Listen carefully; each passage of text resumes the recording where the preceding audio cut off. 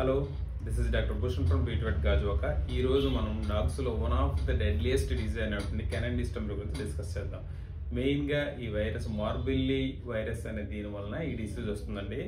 దీనిలో లక్షణాలు ఎట్లా ఉంటాయి అంటే దీన్ని హార్డ్ ప్యాడ్ డిసీజ్ అంటాం. అంటే కాళ్ళ కింద నెక్స్ట్ ముక్కు పైన ఏవైతే కెరాటిన్ పొరలు ఉంటాయో అవి గట్టిగా అయిపోయి ఊడిపోయి క్రాక్స్ వచ్చేసి పెయిన్ఫుల్గా ఉంటాయి. రెండోది ఏంటంటే ముక్కు నుంచి కళ్ళ నుంచి డిశ్చార్జ్ రావడం. ఈ డిశ్చార్జ్ రావడం వల్ల ఏంటంటే కంటిన్యూస్గా దానికి బ్రీతింగ్ ప్యాటర్న్లో ప్రాబ్లం రావడం అవన్నీ జరుగుతూ ఉంటాయి.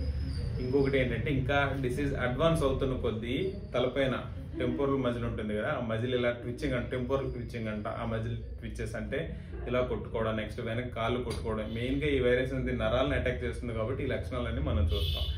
ఈ డిసీజ్ ఎందువల్ల వస్తుందంటే ఒక డాగ్ నుంచి ఒక డాగ్కి ఎందుకు స్ప్రెడ్ అవుతుందంటే వ్యాక్సినేషన్, మెయిన్గా వ్యాక్సినేషన్ ఫెయిల్యూర్. వ్యాక్సినేషన్ షెడ్యూల్ ప్రాపర్గా లేకపోవడం వలన ఒక డాగ్ నుంచి ఒక డాగ్కి ఈ డిసీజ్ స్ప్రెడ్ అవుతుంది.